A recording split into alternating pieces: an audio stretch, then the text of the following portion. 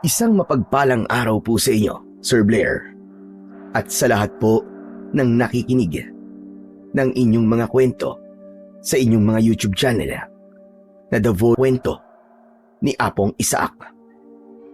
Gusto kong ibahagi sa inyo ang naging karanasan kong ito para patunayan na kahit sa anong sitwasyon at pagkakataon ay hindi nagtatagumpay ang kasamaan laban sa kabutihan. Hindi man natin nauunawaan kung bakit tayo binibigyan ng Panginoong Diyos ng mabibigat na problema, ay darating din ang panahon na malalaman natin ang dahilan kung bakit kailangan natin yung pagdaanan. Tawagin niyo na lamang po ako sa pangalang Edmond. At ito ang aking kwento. Lumaki ako sa mahirap na pamilya. Ang tatay ko na si Arman ay isang magsasaka, habang ang nanay ko na si Lusing ay isang labandera. Ang nag-iisa ko namang kapatid ay si Oji ang pangalan. Sa kabila ng kahirapan ay iginapang ng mga magulang ko ang aking pag-aaral hanggang sa nakapagtapos ako ng 2 taong kurso sa kolehiyo. Alam ko na hindi ako aasenso sa baryo namin, kaya nang natapos ko ang pag-aaral ay nagpunta ako sa Maynila para doon makipagsapalaran. Nagkaroon ako ng maayos na trabaho roon at aaminin ko na masyado kong nalunod sa magagandang bagay sa syudad. Dumating ako sa punto na hindi ko na naisipang umuwi sa amin at sapat na sa akin na nagpapadala ko ng pera para sa aking pamilya. Sa Maynila ko rin nakilala ang nobya kong si Maricel. Nag-live-in kami at nanirahan kami sa iisang apartment. Napakaganda at napakabait ni Maricel, Sir Blair. Siya yung klase ng babae na hindi mo ikakahiyang ipakilala sa kahit na sino, lalong-lalo na sa pamilya mo. Isang gabi, kumakain kami ni Maricel sa isang restaurant bilang selebrasyon ng 7 taon ng aming relasyon. At hindi ko inaasahan ang sinabi niya sa akin habang kumakain kami. Edmond, 7 years na tayo magkarelasyon, pero hanggang ngayon ay hindi mo pa naipapakilala ang pamilya mo sa akin. Kailan mo ba ako ipapakilala sa kanila? Darating din tayo dyan. Huwag kang mainip. Anong wag mainip? Hindi pa ba matagal para sa'yo ang 7 taon? Eh yung kaibigan ko nga si Darlene, pagkatapos niyang sagutin si Benjo, ay ipinakilala na siya kagad ni Benjo sa family niya. Tapos ako 7 years. Nga pa rin. Taga rito lang naman kasi ang pamilya ni Benjo, di ba? Kaya madali lang niyang naipakilala si Darlene sa mga yon. Yung pamilya ko, nasan ba sila? Hindi ba nasa probinsya? Walang eroplano ron, kaya sasakay pa tayo ng barko. Aba, matagal-tagal na biyahe yun. Bakit, naiinggit ka ba kay Darlene? Huwag kang mainggit sa kanya. Kasi kahit pinakilala kagad siya ni Benjo sa pamilya niya, ay naghiwalay naman kagad sila, di ba? Kahit na eh. Gusto ko pa rin makilala ang family mo. Sandali nga. Bakit ba ayaw mo akong ipakilala sa family mo? Seryoso ka ba talaga sa akin? Wow! 7 taon na tayo tapos ngayon mo pa ako tatanungin ng ganyan? Sa tingin mo ba ay magtatagal tayo ng 7 taon kung hindi ako seryoso sa'yo? Ikaw naman di sayo kitang ipakilala sa family ko. Wala lang talaga akong oras na umuwi sa amin. Nakita ko ang schedule mo sa trabaho. May 1 week kayong walang pasok kasi may mga aayusin sa opisina nyo. Bakit hindi na lang natin gamitin ang 7 araw na yon para umuwi sa inyo? Pwede naman ako mag-leave. Saka hindi ba? Simula nang dumating ka dito sa Maynila, ay hindi ka pa umuwi sa inyo? FYI lang, Edmond. 10 years ka na rito sa Maynila. At gano'n na rin katagal na hindi mo nakakasama ang pamilya mo. Hindi mo ba sila namimiss? Siyempre, namimiss ko sila. Lalo na yung mga luto ng nanay ko. Si tatay naman, yung mga payo niya sa akin. Tapos yung kapatid ko na si Oji. Baby pa lang siya nang umalis ako, kaya paniguradong malaki na yun ngayon. Kaya nga dapat ka nang umuwi sa inyo kahit 1 week lang. Tapos isama mo ko. Para naman makilala na nila ako. Sige na, please. Ang totoo niyan may plano na ako para doon sa 1 week na bakasyon ko eh. Gusto ko sana na pumunta tayo sa Boracay para makapagbakasyon tayong dalawa. Ang tagal na kaya nung huling beses tayong nagbakasyon na matagal, di ba? Puro na lang tayo kain sa labas at punta sa mall. At talagang mas pipiliin mo pa ang Boracay kaysa makita ang pamilya mo? Ewan ko sa'yo, Edmond. Padabog na ibinaba ni Maricel ang hawak niyang kutsara at tinidor. Sumandal siya sa upuan at masama ang tingin na tumingin siya sa malayo habang bahagyang nakausli ang kanyang nguso. Alam ko na kapag gano'n ang itsura niya ay galit na siya. Siguro'y kinakahiya mo ako sa pamilya mo, no? Kaya ayaw mo akong ipakilala sa kanila. Ano? Ikaw ikakahiya ako? Bakit naman kita ikakahiya? Kung pwede nga lang na ipagsigawan ko sa buong mundo na ikaw ang girlfriend ko, ay gagawin ko. Hindi mo kailangang ipagsigawan na ako ang girlfriend mo. Ang gusto ko ay umuwi tayo sa probinsya nyo at ipakilala mo ako sa pamilya mo. Para naman maramdaman ko na talagang seryoso ka na sa akin at proud ka na girlfriend mo ko. Pwede bang sa apartment na lang natin pag-usapan yan? Medyo lumalakas na kasi ang boses mo eh. Tignan mo nga pinagtitinginan na tayo ng ibang taong nandito. Baka isipin nila nag-aaway pa tayo. Nagulat ako nang biglang tumayo si Maricel at kinuha niya ang bag niya. Maglalakad na sana siya palabas ng restaurant pero agad kong hinawakan ang isa niyang kamay. Oh, saan ka pupunta? Hindi pa tayo tapos kumain Uuwi na. Para mapag-usapan natin yan. Hindi pa tayo pwedeng umuwi kasi hindi pa tayo bayad dito. Umupo ka muna. Sige na. Yan, ganyan nga. Umupo ka lang dyan at tapusin natin tong pagkain natin. Sayang to.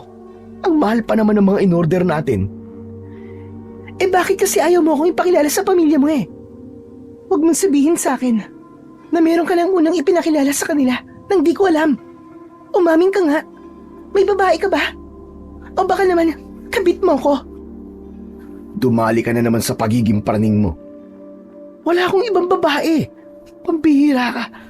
Loyal ako sa'yo. Faithful pa. Sige, para matahimik ka na. Ipapakilala na kita sa pamilya ko. Uuwi tayo sa amin sa susunod na linggo. At 1 week tayo ron, okay? Talaga? Seryoso ka ba dyan? Wala nang bawian ha? Oo, seryoso ako. Alam mo namang ayokong nagagalit ka sa akin Saka, para hindi na kung ano-anong iniisip mo. Talagang love na love mo ko, no? Thank you, babe. Isang pilit na ngiti na lang ang naisagot ko kay Maricel at muli naming ipinagpatuloy ang aming pagkain. Pero, habang lumilipas ang mga minuto, ay unti-unti kong napagtanto ang malaking pagkukulang ko sa aking pamilya, lalo na sa aking nanay at tatay. Oo, buwan-buwan akong nagpapadala sa kanila ng pera, pero alam kong hindi yun sapat para sa kanila. Hindi sila kontento sa ibinibigay ko sa kanila, pero alam kong napakalaki na ng utang ko sa kanila pagdating sa oras at panahon. At baka nga tama si Maricel na panahon na para makasama ko ang aking pamilya at maipakilala ko sa kanila ang aking nobya. Mabilis na lumipas ang mga araw hanggang sa dumating na ang araw ng pag-alis namin ni Maricel. Siniguro namin na wala kaming nakalimutan gaya ng mga damit, personal na gamit at mga pasalubong. Nang sumakay na kami ng barko, ay napakasaya ni Maricel dahil yun pala ang unang beses na nakasakay siya sa ganon. Halos isang araw ang naging biyahe namin sa barko bago yun dumaong sa pier. Mula roon ay sumakay naman kami ng bus para makapunta sa probinsya ko. Pagkababa ng bus ay umarkila kami ng tricycle papunta sa mismong baryo namin. Nagtaka ako kasi nang sinabi ko sa tricycle driver ang pangalan ng baryong pupuntahan namin ay umayaw siya. Kung hindi ko pa dinoble ang bayad ko sa kanya ay hindi pa siya papayag. Makalipas ang halos kalahating oras ay huminto na ang tricycle at sinabi ng driver na hanggang dun na lang niya kami maihahatid dahil malapit ng dumiling. Wala na kaming nagawa ni Maricel kundi ang bumaba at maglakad. Grabe naman yung tricycle driver na yun. Ang usapan dun tayo ay bababa sa bahay nyo. Pero pinaglakad pa talaga tayo. Hayaan mo na. Baka naman merong emergency o may gagawin siyang importante. Saka medyo malapit na rito yung sa amin. Sigurado ka ba na dun pa rin kayo nakatira? 10 years kang nawala. Paano kung lumipat na pala ng bahay ang pamilya mo? Hindi sila lilipat kung saan. Alam ko yun. Oo nga pala, maiba ako. Mahirap ang signal ng cellphone dito sa amin, ha. Tapos, limitado lang ang kuryente dito. Minsan meron, minsan wala. Okay lang ba yun sa'yo? Edmond, ano kaya kung bumalik na lang tayo sa Maynila? Hoy Maricel, huwag ka magbiro ng ganyan, ha. Napakalayo na natin sa Maynila. At grabe na ang pagod natin sa biyahe para bumalik pa tayo. Bakit? Dahil ba sa mga sinabi ko? Ayaw mo nang mahina ang signal at mahirap ang kuryente? Hindi naman. Kasi kaya kong mabuhay nang walang cellphone. Ano kasi, para bang bigla akong kinabahan na makilala ang mga magulang mo. Paano kung di nila ako magustuhan? Tapos, tutulan nila ang relasyon natin. Tapos mag-offer sila sa akin ng 10 milyon para layuan ka. Hoy, hindi mangyayari yan. Bakit? Dahil ba sigurado ka na magugustuhan ako ng mga magulang mo para sa'yo? Hindi. Kasi walang 10 milyon ng mga magulang ko. Kaya sigurado ako na hindi mangyayari yung mga sinabi mo. Saka ano ka ba? Huwag kang paraning. Sigurado ako na magiging boto si nanay at tatay sa'yo. Saka, mababait ang mga yun. Maniwala ka. Sure ka ha? Kapag ako sinungitan nila, ikaw ang sisisihin ko. Matatawa sana ako sa sinabi ni Maricel, pero napansin ko ang tingin ng mga tao sa amin. Pailalim sila kung makatingin na para bang galit sila. Nakasunod ang tingin nila sa amin at nagbigay yun ng kakaibang kilabot sa akin. Humawak si Maricel sa braso ko at kulang na lang ay isiksik niya ang sarili niya sa akin. Edmond, may nagawa ka ba masama rito bago ka pumunta sa Maynila? Wala, bakit? Kasi ang sama ng tingin ng mga tao sa atin. Para bang kakainin nila tayo ng buhay. Parang hindi sila friendly. Huwag mo na lang silang pansinin. Malamang ay nagtataka sila kung sino tayo. Matagal akong nawala rito, di ba? Kaya siguro, hindi na nila ako namumukaan. Sa bagay, ito na nga yata yung sinasabi nila. Na kapag ang isang taga Maynila ay umuwi sa probinsya, ay parang artista ang tingin sa kanila ng mga tao. Basta, magkunwari ka na lang na wala kang nakikita. Malapit naman na tayo sa bahay namin eh. Ang totoo, ay natakot din ako. Nakapagtataka kasi kung bakit ang sama ng tingin sa amin ng mga tao na para bang anumang oras ay sabay-sabay silang aatake sa amin para saktan kami. Ipinakita ko na lang kay Maricel na wala lang yun sa akin para hindi siya masyadong matakot. Makalipas ang ilang minuto ng paglalakad, ay narating na namin ni Maricel ang harapan ng aming bahay. Isa yung kubo na may katamtamang laki na nakatayo sa medyo malawak na bakuran. Napangiti ako dahil sa napakaraming alaala ang bumalik sa utak ko. Nakakatuwa din na medyo napalaki ni nanay at tatay ang bahay namin. Sinabi ko sa sarili ko na hindi na uwi sa wala ang mga perang pinapadala ko sa kanila dahil ginamit nila yun para kahit papano ay maging maayos ang aming bahay.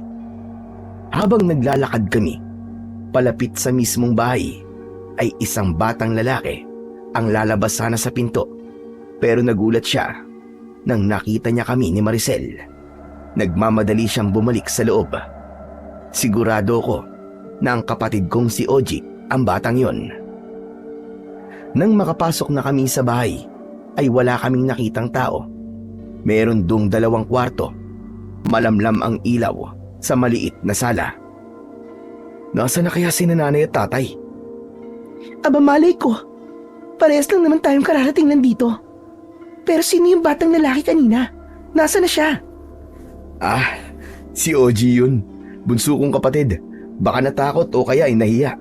Nagtatago siguro siya sa kwarto. Sandali at titignan ko lang. Sino kayo? Anong ginagawa niyo rito sa loob ng pamamahay ko? Nagulat kami ni Maricel nang isang lalaki ang nagsalita sa aming likuran. Pagharap namin ay napangiti ako nang malaman ko na ang tatay ko yon. Nakatayo siya sa may pintuan at may hawak siyang itak. Bumakas ang gulat sa muka ni tatay. Nang nakita niya ako, lumapit ako sa kanya at mahigpit ko siyang niyakap. Edmond, anak, ikaw ba talaga yan? Ako nga po tay, bakit? Di niyo po ba ako nakilala? Sa bagay, mas gumapo po ako ngayon, di ba? Anong ginagawa mo rito? Bakit ka pa bumalik dito? Tatay naman, kung makapagtanong po kayo parang hindi kayo masayang nakita niyo ako 10 taon po akong nawala, tay. Ang babaeng yan, sino siya? Girlfriend ko po tay, magiging asawa ko na. Si Maricel. Maricel, siya ang tatay ko, si Arman. Hello po, Tito Arman. Nice meeting you po. Inilahad ni Maricel ang isa niyang kamay, pero tinignan lang yun ni tatay. Makalipas ang ilang segundo, ay tila napapahiyang binawi ni Maricel ang kamay niya. Tuluyan nang pumasok si tatay sa bahay at nagtaka ko kung bakit parang hindi siya masayang makita ko. Si nanay po pala, nasan po siya? May pinuntahan lang siya. Pero parating na yun. Ang mabuti pa ay magpahinga na muna kayo. Yung kwarto na malapit sa kusina, sa'yo yun. Talaga po? Hindi po ako makapaniwala na kahit matagal na akong hindi nakakauwi rito, ay pinagpagawa niyo pa rin po ako ng sarili kong kwarto. Dati po kasi, pangarap ko lang na magkaroon ako ng sariling kwarto rito. Tapos ngayon meron na. Galing! Huwag ka nang maraming sinasabi. Magpahinga na kayo. Sige ho. Napagod din po kasi kami sa haba ng biyahe. Maricel, tara na. Magpahinga na muna tayo. Ngumiti si Maricel kay tatay, pero seryoso lang siyang tinignan ng tatay ko. Binuhat na namin ang aming mga dala at saka kami pumasok sa kwarto ko. Isinarado ko ang pinto at binuksan ang ilaw. Meron dong isang papag na may manipis na kutsyon, isang aparador at lamesa na may isang upuan. Inilagay muna namin ni Maricel ang mga dala namin sa isang sulok at humiga na ako sa papag, habang si Maricel ay umupo sa gilid ng papag habang nakatanaw sa nakabukas na bintana. Bakit hindi ka pa humiga rito sa tabi ko? Halika na, para makapagpahinga na tayo. Sa tingin mo ba, hindi ako nagustuhan ng tatay mo para sa'yo? Ha? Bakit mo naman nasabi yan?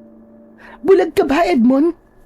Hindi mo ba nakita na makikipag-shaken sana ako sa kanya, pero hindi niya kinuha yung kamay ko? Tapos, niningitian ko siya, pero hindi siya ngumingiti sa akin. Yung titig niya sa akin, parang kagaya ng tingin ng mga tao sa atin kanina. Huwag ka nang mag-isip ng negative. Sigurado ako na pagod lang si tatay. Baka galing siya sa trabaho. Hindi ba nasabi ko na sa'yo nun na isa siyang magsasaka? Ang hirap kaya ng trabaho nila. Hayaan mo, kapag nakapagpahinga na siya, ay gaganda na rin ang mood nun. Maniwala ka. Sana nga, para naman hindi masayang ang punta natin dito. Ayoko namang 1 linggo tayo nandito tapos hindi ako papansinin ng tatay mo. Ay yung nanay mo, baka mamaya niyan. Mangutang din niya ako. Akong bahala sa'yo. Sigurado ako na kailangan ka lang nilang makilala at sigurado ako na magugustuhan ka rin nila. Kaya huwag ka nang mag-isip ng kung ano-ano dyan. Humiga ka na rito at magpahinga na tayo. Walang imik na tumabi si Maricel sa akin. Yumakap siya sa akin at nang pumikit siya ay pumikit na rin ako. Hindi nagtagal ay parehas na kaming nakatulog dahil sa pagod namin sa napakahabang biyahe kanina. Hindi ko alam kung gaano kami katagal na nakatulog ni Maricel. Pero nang nagising ako ay kalat na ang dilim sa labas. Bumangon ako at isinarado ko ang bintana dahil pumapasok ang malamig na hangin. Binalikan ko si Maricel at marahan kong tinapik ang braso niya. Nang nagising na siya ay sinabi ko na kailangan na naming lumabas ng kwarto dahil baka nasa bahay na si nanay. Naramdaman ko ang kaba ni Maricel pero natuwa ako nang pinili niyang tumayo at sumama sa akin sa paglabas ng kwarto. Natigilan kami nang nakita namin si tatay, si nanay at si Oji na nasa hapagkainan. Patay ang lahat ng ilaw kaya ang nagsisilbing liwanag ay ang isang gasera na nasa gitna ng lamesa. Ang hinala ko ay nagkaroon na naman ng problema sa linya ng kuryente sa aming baryo. Madalas talaga ang ganun kahit noon pa. Lumapit ako kay nanay at mahigpit ko siyang niyakap. Nagtaka ko dahil hindi man lang siya gumanti ng yakap sa akin. Pagbitaw ko sa kanya ay napansin kong seryoso ang kanyang muka na parang hindi rin siya masayang nakita ko gaya ni tatay. Ano ba yan, Nay? Bakit parang hindi po kayo masaya na nakita niyo ako? Ganyan din po si tatay kanina. Galit po ba kayo sa akin? Maupo na kayo at kumain na tayo. Kanina pa namin kayo hinihintay na magising. Inaya ko si Maricel na umupo. May pritong isda at sinabawang gulay sa lamesa. Maricel, siya ang nanay ko. Si Lucing. Nay, ito nga po pala si Maricel. Girlfriend ko po. Ang ganda niya po, di ba? Ano ka ba?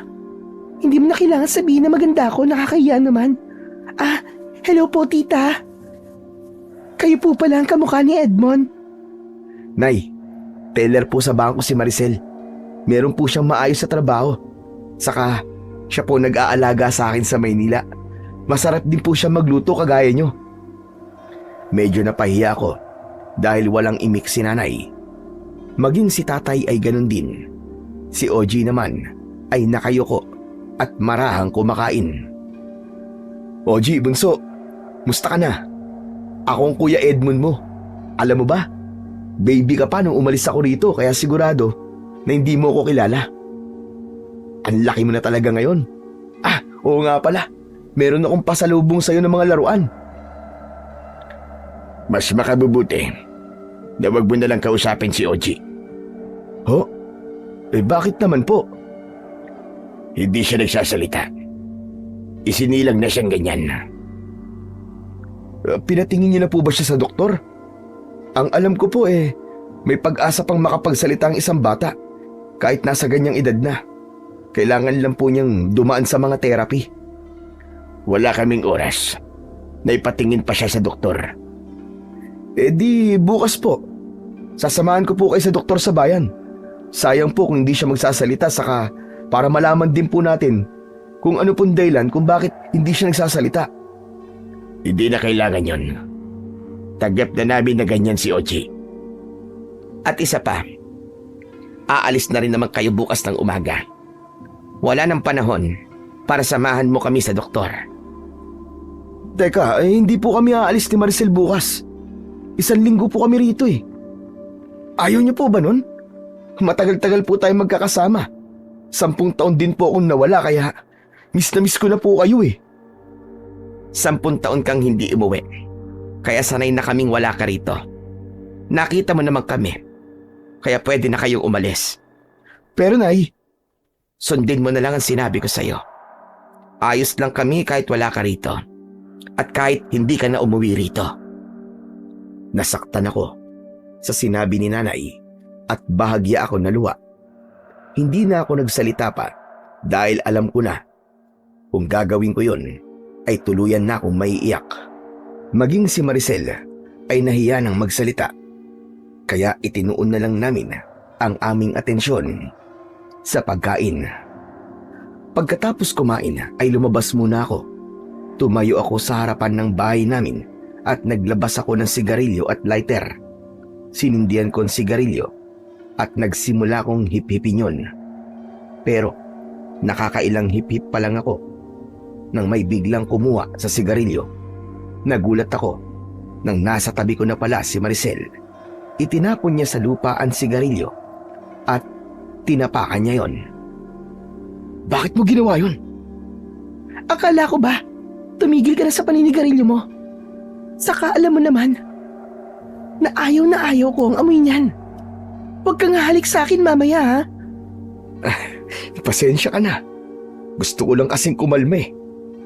Hindi sigarilyo ang kailangan mo para kumalma ka. Kapag may bumabagabag sa'yo, kausapin mo ko. Dahil ba yan? So parang hindi masaya mga magulang mo na nandito ka? Oo babe, dun nga. Saka sa sinabi ni nanay, nasanay na sila na wala ako rito. Ang sakit lang kasi bilang isang anak na marinig ang ganun sa mismong nanay ko. Alam ko kasalanan ko kasi masyado ako nalibang sa Maynila.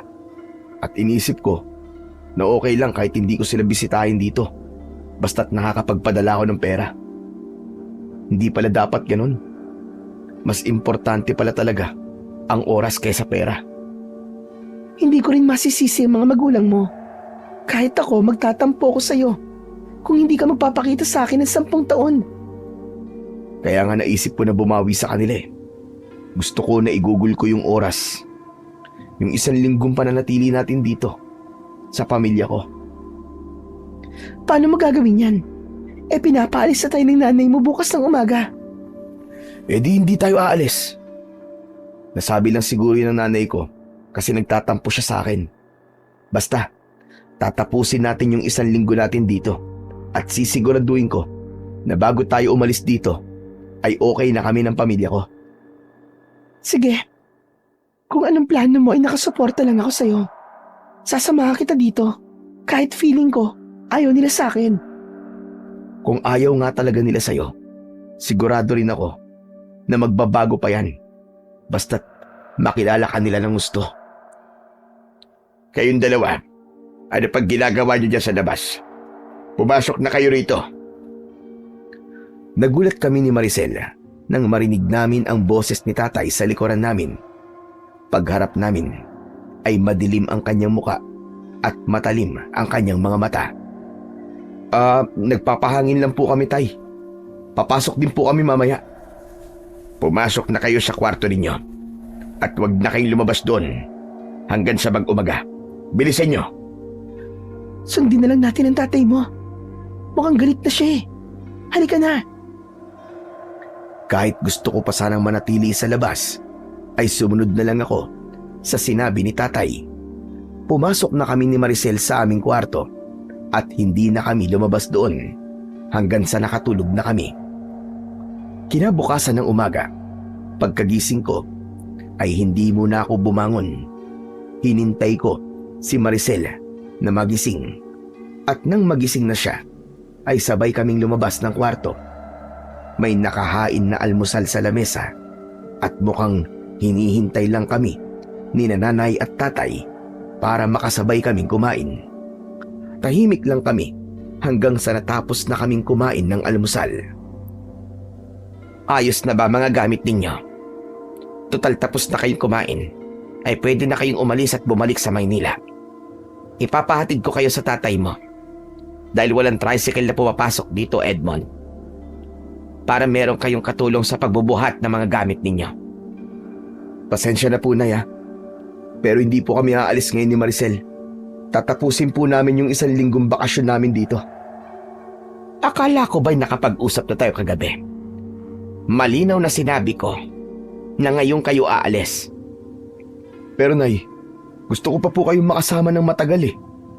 Pambawi ko po ito sa napakahabang panahon na hindi po ako nakauwi rito sa atin. Nay, Tay, alam ko pong galit kayo sa akin dahil natiis ko kayo ng 10 taon. Kaya hayaan niyo naman po akong bumawi sa inyo. Hindi kami galit sa'yo. Sundin nyo na lang ang sinabi ko. Umalis na kayo rito ngayon. Sorry po talaga, pero buo na po ang desisyon namin. Sa susunod na linggo pa po kami aalis. Gusto ko po talaga kayong makasama at para na rin makilala niyo po si Maricel. Hanggang ngayon ay hindi ka pa rin nagbabago, Edmond. Napakatigas pa rin ng ulo mo. Kung anong gusto mo, ayun ang ginagawa mo. Hindi ka pa rin marunong makinig sa mga magulang mo. Lusing, sa tingin ko, ay hindi mo mapipilit si Edmond na umalis. Hayaan na lang natin sila rito. Mabilis lang naman ang 1 linggo. Naririnig mo ba ang mga sinasabi mo, Arman? Maraming pwedeng mangyari sa loob ng 7 araw. Teka, sandali. Ano po bang pwedeng mangyari? Pwede po bang liwanagin niyo sa akin? Naguguluhan po ako eh. Nandito naman tayo. Mababantayan natin sila. Hayaan na lang natin si Edmond sa gusto niya mangyari. Bahala kayo sa buhay niyo. Kapag may nangyaring masama, ay huwag niyo akong sisisihin. Teka, ano po bang masamang mangyayari? Hindi niyo ako sinasagot eh. Baka pwede niyo pong sabihin sa amin para maliwanagan po kami.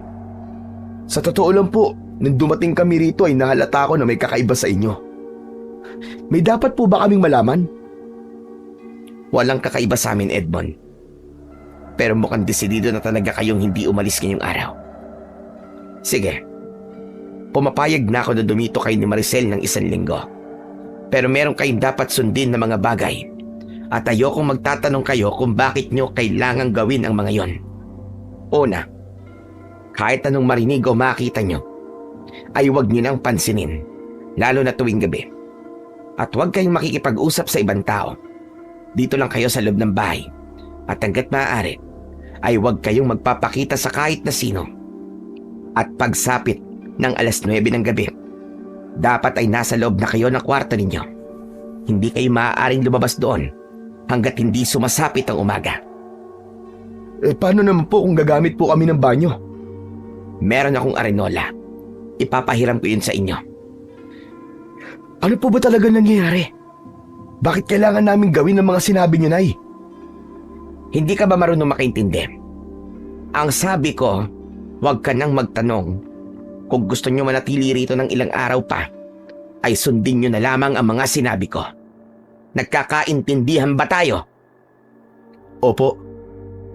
Matapos yun, ay lumabas si nanay ng bahay at hindi ko alam kung saan siya pupunta. Habang si Maricel naman ay nagpaalam na maliligo kaya naiwan kami ni tatay. Aalis din sana si tatay pero agad ko siyang pinigilan. Tay, sandali lang po. Baka pwede ko namang malaman. Ano po ba talaga nangyayari dito? Napakatagal mong nawala sa baryong ito, Edmond. Marami nang nagbago rito. Mga pagbabago na hindi namin ginusto. Gaya po ng ano, Tay? Mas makakabuti na wala kang nalalaman. At kapag umalis ka na rito, nakikiusap ako sa'yo na wag ka nang babalik kahit kailan, anak. Kahit isipin mo na lang na patay na kami, ay walang problema sa amin. Aba teka, hindi naman po pwede yun. Pamilya ko po kayo eh. At hindi ko po kayo kayang kalimutan ng ganun-ganun na lang. Bakit ba kasi hindi nyo na lang po ipaliwanag sa akin ng lahat? Para maintindihan ko kung bakit po kayo nagkakaganyan. Gaya ng sinabi ko sa iyo, Edmond, mas mabuti na wala kang alam. Matiim akong tinignan ng tatay ko. Tila may gusto pa siyang sabihin sa akin, pero halatang pinipigilan niya ang kanyang sarili. Umalis na rin siya. At napaisip ako kung ano nga ba talaga ang nangyayari. At napakalaki ng pinagbago ng mga magulang ko. Hindi kasi ganun ang pagsalubong na inaasahan ko. Ang nasa utak ko ay magiging masaya sila sa pagdating ko, pero kabaligtaran ang nangyari. Halatang ayaw nila na naroon ako at hindi sila masaya na umuwi ako. Napatingin ako kay Oji na naglalaro sa sahig. May hawak siyang lumang robot na laruan at isang laruang dragon. Naalala ko ang mga laruan na binili ko para sa kanya, kaya kinuha ko ang mga yon sa kwarto at saka ako lumapit kay Oji. Napansin ko ang takot sa mga mata ni Oji at aalis sana siya, pero hinawakan ko ang braso niya. Teka, sandali lang Oji. Meron akong ibibigay sa'yo. Alam mo ba ang laman ng plastic na hawak ko? Mga laruan to para sa'yo. Natatakot ka ba sa akin? Sa bagay, ngayon mo lang ako nakilala. Baby ka pa kasi nung umalis ako rito eh. Pero ako ang kuya mo. Sandali, at ipapakita ko sa'yo ang mga laruang binili ko para sa'yo. Isa-isa kong nilabas ang laman ng hawak kong plastic. Meron doong iba't ibang klase ng laruan, gaya ng baril-barilan, mga sasakyan, at isang robot. Nahihiyang hinawakan at tinignan ni Oji ang mga yon. Yan, ang dami mo ng laruan ano? Hindi mo na kailangang pagtiisan yan luma mo mga laruan. Sa'yo lahat yan ha. Hayaan mo, sa susunod na araw ay pupunta tayo sa bayan. Tapos, ibibili pa kita ng mga laruan mo. Para ikaw mismo makapili ng mga gusto mo. Tumingin si Oji sa akin at nahihiya siyang ngumiti.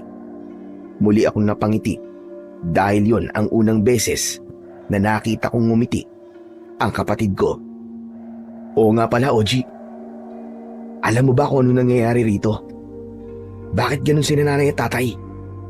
Bakit parang meron silang tinatago sa akin na takot silang malaman ko?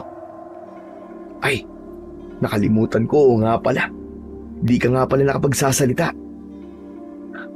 Paano mo nga pala masasagot ang mga tanong ko? Ipinakita sa akin ni Oji ang laruan niyang robot at dragon. Ibinangga niya ang dragon sa robot na para bang inaatake ng dragon ang robot. Itinumba niya ang robot at sa kanya inilapit sa mukha ko ang dragon. Hindi ko maintindihan ang ibig mong sabihin eh. Kung nakakapagsalita ka lang sana, ikaw malamang ang magsasabi sa akin ng mga dapat kong malaman. Isang malalim na buntong hininga ang pinakawalan ko. Napakabigat ng pakiramdam ko ng sandaling yon dahil sa dami ng katanungan na tumatakbo sa isip ko. Pero umasa ako na sa loob ng 1 linggo ay masasagot ang mga yon dahil alam kong hindi ako matatahimik hanggat hindi ko nalalaman kung ano ba talaga ang nangyayari sa mga magulang ko. Kinagabihan, pagsapit ng 9:00 ng gabi, ay pumasok na kami ni Maricel sa kwarto. Hindi nagtagal ay may kumatok sa pinto. Pagbukas ko ng pinto ay naroon si nanay at iniabot niya sa akin ang arinola. Walang imik siyang umalis at doon ko na isinarado ang pinto. Bakit may dala kang kaldero? Magluluto ba tayo dito sa kwarto mo? Nakakatawa ka naman. Hindi mo ba alam kung ano to? Hindi to kaldero. Arinola ang tawag dito. Dito tayo iihi para hindi na tayo lumabas para magpunta sa banyo. Hindi ba sabi ni nanay ay hindi na tayo pwedeng lumabas ng kwarto mula 9:00 ng gabi hanggang umaga? Eh baka naman pumanghi dito sa kwarto natin. Kaya nga meron tong takip para hindi mangamoy kung ano man ang laman nito. Masasanay ka rin sa paggamit nito. Saka 1 linggo lang naman tayong ganito. Kaya pagtiisan na lang natin. Alam mo, ang weird talaga. Alin? Itong arinola? Hindi yan. Yung nanay at tatay mo. Sorry ha, pero ang weird nila. Yun nga rin na napansin ko sa kanila. Ibang-iba sila sa nakasama ko bago ako umalis dito. Pakiramdam ko nga ibang tao na sila. Para bang hindi ko na sila kilala. Nakita mo na? Ikaw na mismong anak nila ang nagsasabi. Para kasing hindi normal na hindi sila masaya na umuwi ka rito matapos ang 10 taon. Hindi ba? Dapat ay masaya sila. Yan nga rin ang iniisip ko, babe. Pero hindi kaya galit lang talaga sila sa akin kasi ang tagal kong hindi sila binisita. Baka yun ang paraan nila para iparamdam sa akin ang galit nila. Yung ipinapakita nila na hindi sila masayang makita ako at gusto pa nila akong paalisin. Kaya nga tama rin na hindi tayo umalis. Ito na ang pagkakataon mo para bumawi sa kanila. Maglaan ka ng oras sa kanila. Magbanding kayo. Salamat sa idea. Hayaan mo at gagawin ko yan, pero sa ngayon, matulog na tayo. At medyo inaantok na ako eh. Ako rin. Ang bilis kong antukin dito. Kasi walang mapagkakaabalahan dito eh. Kahit TV wala. Ibinalot ni Maricel ang sarili niya sa kumot at tumalikod na siya sa akin. Umayos na ako ng pagkakahiga at pumikit na ako para matulog na. Makalipas ang ilang sandali ay nagising ako dahil sa paulit-ulit na pagtapik ni Maricel sa mukha ko. Ano ba yun? Bakit? Nauuhaw ako, babe. Ikuha mo naman ako ng tubig. Sandali lang, inaantok pa yung tao eh. Nauuhaw nga ako eh. Sige na, ikuha mo na ako ng tubig. Napilitan akong tumayo kahit inaantok pa ako. Pupungas-pungas akong lumabas ng kwarto at sumalubong sa akin ang kadiliman. Nagtungo ako sa kusina at habang kumukuha ako ng tubig ay napansin kong nakaawang ang pinto ng kwarto ni nanay at tatay. Doon din natutulog si Oji kasama nila.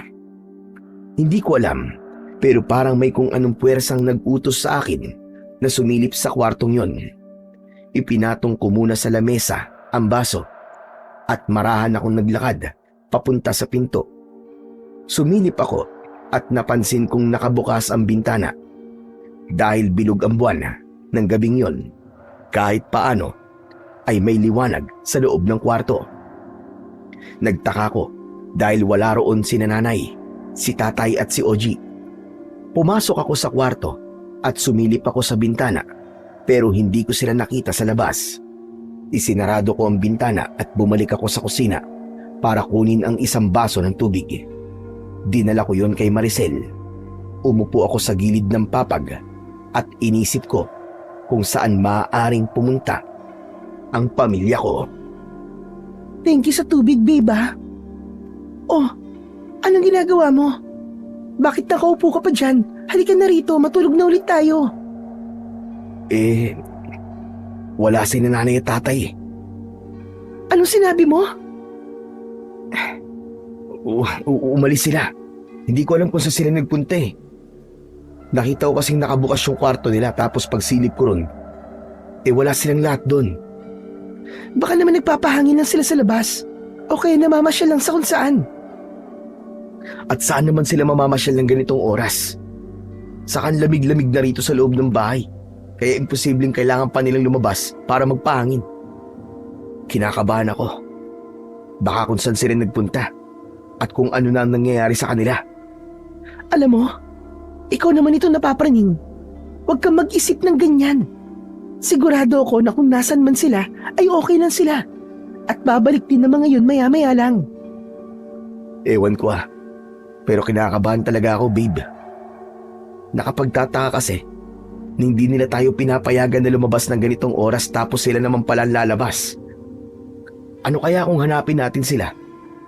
Babe, hindi magandang ideya yan. Paano kung pag-alis natin ay sila naman ang dumating? Di nagkasalisihan pa tayo. Ang gawin na lang natin ay hintayin natin sila dito sa bahay. Naisip ko na may punto ang sinabi ni Maricel. Kaya pumayag ako sa suwestyon niya. Umupo kami sa may sala at sinindihan ko ang gasera. Kahit papano ay meron kaming liwanag. Parehas kaming tahimik na naghintay ni Maricel. Sa utak ko ay paulit-ulit akong nagdadasal na sana ay okay lang ang pamilya ko. Lumipas ang ilang oras pero wala pa rin ang pamilya ko. Hindi na kinaya ni Maricel ang antok at humiga na siya sa mahabang upuan. Maya-maya lang ay tulog na siya. Maging ako ay matindi na rin ang antok ng oras na yon.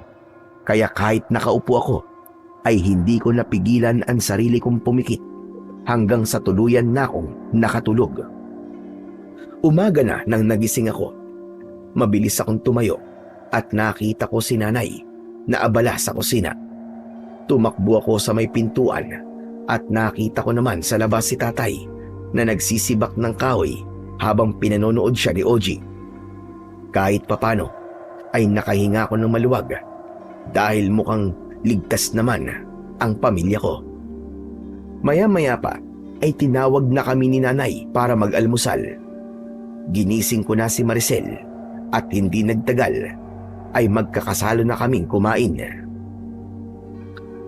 Nagkakatinginan kami ni Maricel at palihim niya akong pinanlakihan ng mata.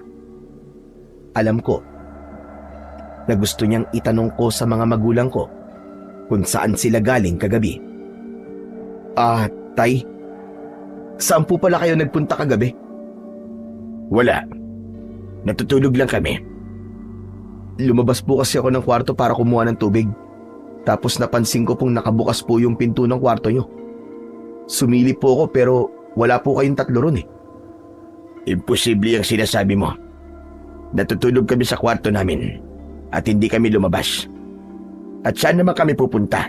Gabi na. Kakagising mo lang siguro nung sumilip ka sa kwarto namin. Namamalikmata ka lang. Kaya ang akala mo ay wala kami roon. Hindi po ako pwedeng magkamali. Wala po talaga kayo sa kwarto nyo kagabi. Pumasok pa nga po ako ron at sinarado ko po yung bintana. Kaya imposible po na namamalikmata lang po ako. Bakit bang kulit mo? Sinabi nang hindi kami lumabas kagabi. Walang dahilan para lumabas kami ng ganong oras. Pero sigurado po ako sa nakita ko eh. Maricel, di ba? Wala si nanay sa kwarto nila. Naghintay pa nga tayo sa kanila, di ba? Naghintay nga tayo sa kanila. Pero hindi ko kasi tinignan yung kwarto nila kagabi. Kaya hindi ko masasabi na wala sila ron. Niwala lang ako sa'yo nung sinabi mo na wala sila sa kwarto nila. Nakita mo na? Ikaw lang ang nakakita na wala kami sa kwarto namin. Isa pa, hindi ba sabi ko, ay wag na kayong lalabas ng kwarto nyo mula alas 9 ng gabi hanggang mag-umaga? Nauhaw po kasi si Maricel eh. Kaya kinilangan ko po siyang ikuha ng tubig. Kung ganon mamayang gabi, ay magsimula na kayong magdala ng pitsil na may tubig at baso sa kwarto ninyo para hindi nyo na kailangan pang lumabas. Nay, ano po ba talagang dahilan kung bakit hindi po kami pwedeng lumabas ng kwarto kapag ganong oras? Baka naman pwede nyo nang sabihin sa amin. Kasi gulong-gulo na po talaga ang utak ko eh. Hindi umimik si nanay at ipinagpatuloy niya ang pagkain. Tinignan ko si tatay at umasa ko. Nasasagutin niya ang tanong ko pero umiwas siya ng tingin sa akin. Nang sandaling yon ay nawalan na ako ng pag-asa. Nasasagutin pa nila ang mga katanungan sa utak ko at mukhang wala na akong magagawa pa kundi ang hanapin ang mga kasagutan sa sarili kong pamamaraan. Matapos namin mag-almusal, ay tumambay ako sa labas ng bahay. Doon ako nag-isip kung paano ko malalaman ang mga sagot sa napakaraming tanong na gumugulo sa utak ko. May ilang mga tao ang dumaan at kapansin-pansin ang tila galit na tingin nila sa akin. Nilabanan ko sila ng tingin at napayuko sila nang gawin ko yon. Hoy, anong ginagawa mo rito? Nagmumuni-muni? Grabe ka. Nakakagulat ka naman. Ano ba kasing iniisip mo? Yung pagsisinungaling ni nanay kanina. Hindi ko alam kung bakit ayaw nilang aminin sa atin na wala talaga sila sa kwarto nila kagabi. Tapos ikaw, hindi mo man lang ako sinuportahan kanina, pambihira ka. Ano ba kasing gusto mong gawin ko? Sinabi ko lang naman ang totoo na hindi ako sumilip sa kwarto nila.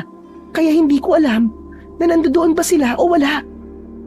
Pero alam mo babe, sa mga nangyayari ngayon, ay mas lalong lumalakas ang kutob ko na meron silang tinatago sa akin. Gusto kong malaman kung ano yun. At paano mo naman malalaman yun, Aber? Hindi ko alam. Sa ngayon ay wala pa akong plano. Alam mo, para makapag-isip ka ng maayos, ay mabuti pang mamasyal tayo rito. Tignan mo nga mukha mo. Halatang sobrang stress ka na. Meron ba ditong magandang lugar na pwede nating puntahan? Oo nga no. Sa bagay tama ka. Simula nang dumating tayo rito, ay wala nang tigil ang utak ko sa pag-iisip sa kung ano ba talaga nangyayari sa pamilya ko. Merong magandang lugar dito, babe. Talaga? Saan?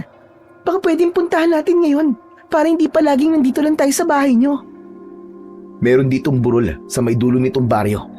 Yun nga lang, bago tayo makarating sa mismong burol, ay may dadaanan tayong gubat. Pero safe naman dun eh.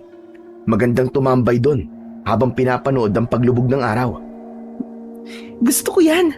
Tapos mag-picnic na rin tayo doon. Ano sa tingin mo? Pwede naman.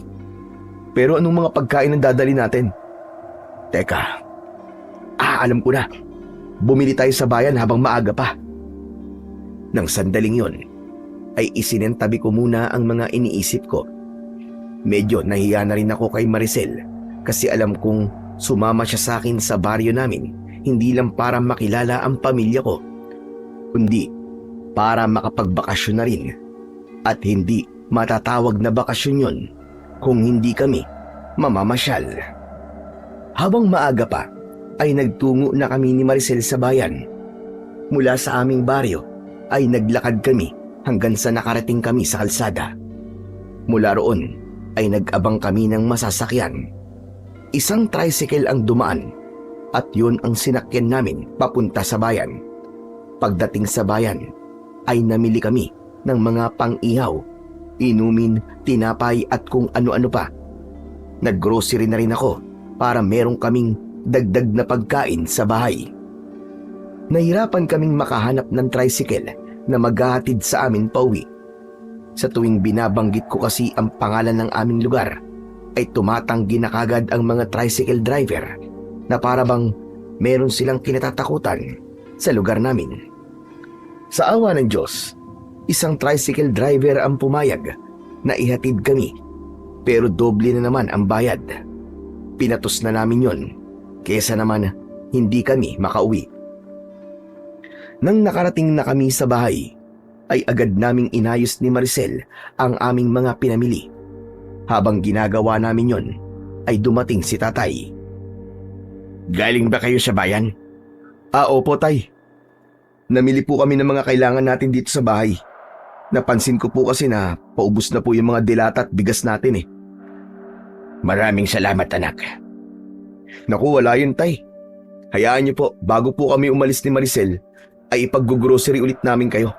Mas marami pa sa mga binili namin ngayon. Hindi lang dyan ako sa'yo nagpapasalamat, anak, kundi pati na rin sa pagsuporta mo sa amin pagdating sa pinansyal. Alam kong gusto rin itong sabihin ng nanay mo sa'yo. Hindi mo alam kung gaano kami nagpapasalamat dahil hindi mo kami nakakalimutan. Hindi naman po pwedeng hindi ko kayo tulungan kasi kayo po ang dahilan kung bakit po ako nagkaroon ng magandang trabaho.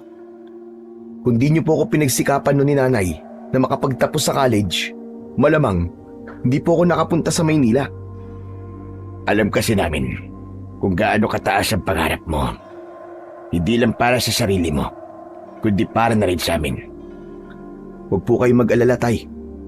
Kapag po naging okay na ang lahat at na-promote po ko, ay sisikapin ko po na makabili ng bahay sa Maynila o kaya kahit saan lugar na malapit po sa Maynila para doon na po kayo titira ni nanay. Nang sa ganun po, ay madali ko na po kayo mapupuntahan. Gustuin man naming umalis sa lugar na ito, ay hindi na pwede. Ha? Bakit naman po? Pwede naman po kayong bumisita rito. O kaya ibenta na po natin itong lupa natin dito. Basta, hindi kami pwedeng umalis dito. At huwag kang mag-alala sa amin dahil sanay na kami sa buhay namin dito. Naramdaman ko na umiwas si tatay nang nag-iba ang aming pinag-uusapan. Naisip niya siguro na baka tanungin ko siya kung bakit hindi sila pwedeng umalis sa baryo namin. Walang paalam na tumalikod siya at lumabas ng bahay. Ganun pa man ay masaya ko sa mga salitang narinig ko mula sa tatay ko. Nang dahil kasi sa mga sinabi niya, kahit papano ay nabawasan ang pangamba ko na baka galit sila sa akin ni nanay. Pagsapit ng 5:00 ng hapon ay umalis na kami ni Maricel para magtungo sa burol. Isang basket ang dala namin na naglalaman ng mga pagkain at inumin. Hindi na kami nakapagpaalam sa mga magulang ko dahil wala sila sa bahay at maging si Ogie. Umalis sila at wala kaming ideya kung saan sila nagpunta. Pagdating sa dulong bahagi ng baryo ay tinahak namin ang kagubatan at makalipas ang halos 20 minuto ay inakyat na namin ang burol. Hindi yun ganong kataas kaya madali lang naming narating ni Maricel ang tuktok. Mula roon ay tanaw namin ang baryo at iba pang lugar.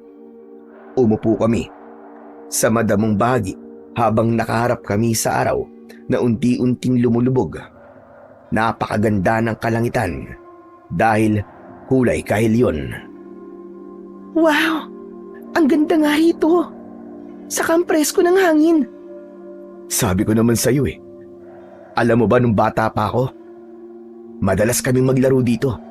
Naghahabulan kami rito tapos ilang beses akong gumulong-gulong dito pababa. Siguro, dito mo dinadala yung mga naging girlfriend mo nun, ano? Paano mo nalaman? Nako, sinasabi ko na nga ba? Dinala mo ako sa lugar na to kung saan mo dinadala mga naging ex mo. Eh ano naman? Ex na nga sila, di ba? Pero ikaw naman ang present at future ko. Joke lang. Iniinis lang kita. Oo nga pala. Siguro ang saya mo kasi nagpasalamat si Tito Arman sa'yo kanina. Sinabi mo pa. Hindi nga ako makapaniwala na sasabihin niya ang mga yun sa akin eh.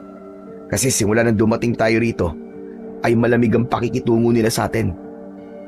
Pero alam mo babe, nagtataka talaga ako kung bakit ayaw nang umalis ni na tatay sa baryo namin. Eh baka kasi ang gusto nila ay dito na sila tumanda. Hindi eh. Bata pa lang ako ay pangarap na nila na umalis dito at tumira sa ibang lugar. Yung bang malapit sa syudad. Kaya nakapagtataka na sinabi ni tatay na ayaw niya nang umalis dito. Baka nagbago na ang gusto nila. Normal naman yun kasi nagbabago naman talaga ang pangarap at gusto ng tao sa paglipas ng panahon. Ay oo nga pala. Meron akong sorpresa sa'yo. Talaga? Ako rin eh. May surprise ako sa'yo. Gaya-gaya ka naman. Uy, hindi ah. Ang totoo niyan, kanina ko pa naiisip na dito ko gagawin yung surprise ko para sa'yo. Ano ba yung surprise mo na yan? Ikaw na muna magsabi ng surprise mo. Ikaw na muna. Tapos sunod ako. Ladies first nga, di ba? Kaya ikaw na muna. Ay nako, sige na nga. Pero medyo kinakabahan kasi ako eh. Baka kasi hindi mo magustuhan ang surprise ko. Sabihin mo na. Kinakabahan tuloy ako eh. Kasi, Edmond, buntis ako. 4 months na. Ano? Teka. Tama ba ang pagkakarinig ko? Buntis ka? Oo. Nang nalaman ko to, naisip ko na baka magalit ka sa akin. Kasi, wala pa sa plano natin na magkaroon ng baby, di ba? Wala nga sa plano natin pero ano ka ba, okay lang yan. Blessing nga yan eh. Ibig pa lang sabihin, magiging tatay na ako. Malamang, alangan namang magiging nanay ka. Eh ako yun. Yes! Magiging tatay na ako! Magkakaanak na ako! Yes! Thank you Lord! Magiging tatay na ako! Ano ka ba, huy? Ang ingay mo. Baka mamaya may makarinig sa'yo eh. Sorry. Sobrang saya ko lang kasi. Gusto kong magsisisigaw at magtatatalon sa sobrang saya ko. Salamat kasi hindi ka nagalit, babe. Bakit naman ako magagalit? Magkakaanak naman talaga tayo. Pero napaaga nga lang. Ikaw? Ano pala yung sorpresa mo sa akin? Ay oo nga pala. Munti ko nang makalimutan ah. Tumayo ako at inilahad ko ang isa kong kamay. Nang kunin yun ni Maricel, ay iginiya ko siya na tumayo rin. Nang magkaharap na kaming dalawa, ay lumuhod ako at mula sa bulsa ng aking shorts ay inilabas ko ang isang maliit na kahon. Binuksan ko yon at tumambad kay Maricel ang isang diamond ring. Tila alam na ni Maricel kung para sa yon dahil napasinghap siya at nangilid ang luha sa kanyang mga mata. Maricel, handa ka bang magpakasal sa akin? Oo naman, babe. Handang-handa ako. Talaga? Papakasalan mo ako? Oo, sabi. Bilisan mo na. Isuot mo na sa akin yung singsing. Nakangiti kong isinuot sa daliri ni Maricel ang singsing.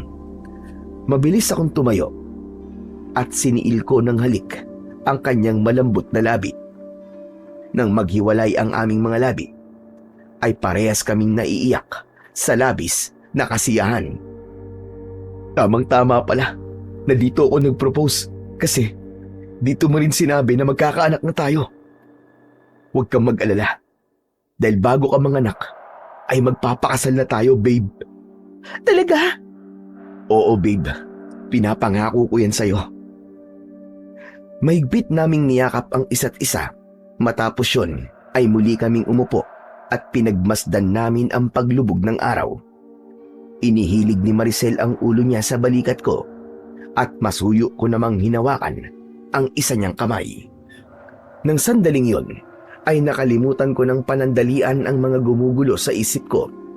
Naging payapa ang aking puso dahil katabi ko sa napakagandang lugar na yon ang babaeng makakasama ko habang buhay. Nalibang kami ni Maricel sa pag-iihaw sa itaas ng burol. Habang ginagawa namin yon, ay masaya kaming nagkwentuhan. Kaya hindi namin namalayan ang paglipas ng mga oras. Hanggang sa napansin namin na madilim na pala. Doon na kami nagdesisyon na umuwi. Habang naglalakad pababa ng burol, ay hindi maalis ang saya sa aking puso. Bukod kasi sa pumayag si Maricel na magpakasal sa akin, ay magkakaroon na rin kami ng anak. Nang nasa gubat na kami, ay bigla akong napahinto sa paglalakad. Maging si Maricel ay tumigil din at may pagtatakang tumingin sa akin. Bakit? May problema ba? Ano kasi? Nakalimutan ko yung daan palabas dito sa gubat. Ang dilim na kasi. Ano? Ibig mong sabihin ay naliligaw tayo? Hindi naman. Kailangan ko lang makita ng maayos ang daan para malaman ko kung paano tayo makakalabas dito sa gubat. Paano yan? Wala tayong dalang flashlight. Kahit yung mga cellphone natin ay iniwan natin sa bahay. Huwag kang mag-alala. Makakalabas din tayo dito. Hindi naman malawak ng gubat eh. Kumapit ka lang sa braso ko at huwag kang bibitaw ha. Nang humawak si Maricel sa braso ko, ay nagsimula na akong maglakad habang nakasunod siya sa akin. Pinilit kong aninagin ang dinadaanan namin, pero dahil sa sobrang dilim, ay halos wala akong makita. Nagdasal na lang ako na sana ay tama ang daan na tinatahak namin. Muli kaming napahinto nang may narinig kaming kaluskos sa aming kaliwa. Humigpit ang pagkakahawak ni Maricel sa braso ko. Ano yun, babe? Wala yun. Baka may nalaglag lang na sanga mula sa puno. Hindi. Parang may naglalakad. Parang papalapit siya sa atin. Ayang ka na naman sa pagiging praning mo eh. Wala nga yun. Ikaw kasi. Bakit kasi nagpagabi pa tayo dito sa burol? Tingnan mo. Nahihirapan tuloy tayo makalabas sa gubat na to. Pwede bang wag mo akong sisihin? Hindi ko naman ginusto to eh. Gumapang ang kilabot sa buong katawan ko nang may narinig kaming mabibigat na yabag ng paa na papalapit sa amin. Agad kong hinila si Maricel at nagtago kami sa likod ng isang makapal na halaman. Ramdam ko ang panginginig ni Maricel dahil sa sobrang takot. Maigpit kong hinawakan ang kamay niya upang iparating sa kanya na ako ang bahala sa kanya. Mula sa mga siwang ng makapal na halaman ay nakita namin ang isang nilalang na may kahindik-hindik na anyo. Matutulis ang mga kuko at ngipin niya. Ang mga mata niya ay malalaki at pulang-pula. Palinga-linga siya sa paligid na parabang meron siyang hinahanap. Hanggang sa biglang tumingin ang nilalang sa pinagtataguan namin ni Maricel. Malakas siyang sumigaw at tumakbo siya papunta sa amin. Inutusan ko si Maricel na tumakbo at sabay kaming tumayo at tumakbo ng napakabilis. Diyos ko! Anong klaseng halimaw ba yon? Hindi ko alam. Ngayon lang ako nakakita ng ganong kapangit na nilalang. Ramdam ko na nakasunod pa rin sa amin ang nilalang na yon. Nang lumingon ako, ay napasigaw ako dahil abot kamay na kami ng halimaw. Susunggaban na sana kami ng halimaw, pero isang halimaw pa ang biglang dumating at sinunggaban niya ang halimaw na humahabol sa amin ni Maricel. Walang ibang nasa isip ko kundi ang makauwi kami sa bahay, kaya hindi ko na inalam pa kung ano ang nangyayari sa dalawang halimaw. Tuloy-tuloy lang kami sa pagtakbo at tila himala na nagawa naming makalabas sa gubat. Mula roon ay naging madali na para sa amin ang pagtukoy sa daan pauwi sa bahay. Nang makarating kami sa bahay, ay malakas at sunod-sunod akong kumatok sa pinto. Si tatay ang nagbukas sa amin at nagmamadali kaming pumasok. Habol namin ni Maricel ang aming paghinga. Saan kayo galing? At ngayon lang kayo umuwi? Tay, hindi po kayo maniniwala sa sasabihin ko sa inyo. Pero may humabol po sa aming halimaw. Nakakatakot po ang itsura niya. Ano bang halimaw ang sinasabi mo? Sandali, tay. Si nanay, nasan po siya? Nasa labas pa siya. Dahil hinahanap niya kayo. Delikado po sa labas. Baka makasalubong po ni nanay yung halimaw. Kailangan po nating hanapin si nanay, tay. Biglang bumukas ang pinto at pumasok si nanay. Seryoso ang mukha niya. Nagpasalamat ako sa Diyos dahil ligtas siya. Hindi niyo na ako kailangang hanapin. Dahil nandito na ako. Gusto ko. Maraming salamat po at ligtas kayo, Nay. Nay, may halimaw pong humabol sa amin ni Maricel sa gubat. Mabuti na lang po't nakatakas kami sa kanya. Pero nagawa namin makatakas kasi bigla po siyang sinugaban ng isa pang halimaw. Halimaw? Ang ibig mo ba sabihin aswang? Lusing, huwag mo akong pigilan, Arman. Kailangan nang malaman ng anak mo ang katotohanan para makapag-ingat sila ni Maricel. Teka, ano pong aswang ang sinabi niyo kanina, Nay? Yung halimaw na humabol sa inyo, isa yung aswang. May aswang dito sa baryo natin at yun ang dahilan kung bakit hindi namin kayo pinapalabas tuwing gabi. Bakit naman ngayon niyo lang po sinabi? Kung alam po namin na may aswang dito, hindi na po sana kami nagpagabi sa burol. Sinabi ko na sa inyo ang dapat niyong gawin. Pero kayo tong hindi marunong sumunod. Tignan niyo ang nangyari sa inyo ngayon. Muntik na kayong patayin ng aswang na yon. Pasensya na po talaga, Nay, Tay. Hayaan niyo po. At hindi na po kami magpapagabi sa labas. Tumingin ako kay Maricel. Napansin ko na namumutla siya at hindi pa rin nawala ang panginginig ng kanyang katawan. May pag-aalalang hinawakan ko ang braso niya. Ayos ka lang ba, babe? Kumusta ang pakiramdam mo? Okay lang ako. Napagod lang ako sa pagtakbo natin kanina. Ang mabuti pa ay magpahinga na kayo. At sana ay maging aral na sa inyong dalawa nangyari.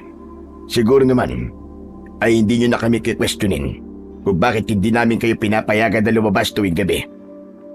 Opo, Tay. Naiintindihan na po namin. Matapos ang nakakatakot na pangyayaring yun, ay nagtungo na kami ni Maricel sa kwarto. Naunang humiga si Maricel habang ako ay nakaupo sa tabi niya. Panay ang haplos ko sa kamay niya para kahit papano ay kumalma siya. Hindi ako makapaniwala. Natotoo pala talaga ang mga aswang. Ang akala ko dati ay gawa-gawa lamang sila. Edmond, natatakot ako. Ano kaya kung umalis na tayo rito? Bumalik na tayo sa Maynila. Baka kasi kung ano pang mangyari sa atin dito. Hindi ko pwedeng iwanan ang pamilya ko rito habang alam ko na may aswang dito na pwedeng maging dahilan para mapahamak sila, babe. Ang gusto ko ngayon ay isama na sila sa Maynila para maging kampante ako.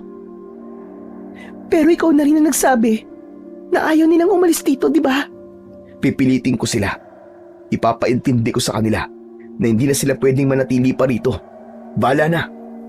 Siguro naman ay maiintindihan nila ako. Pero alam kong natatakot ka, babe.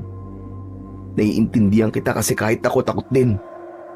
Ganito na lang, bukas ng umaga ay ihahatid kita sa pier para makasakay ka na ng barko.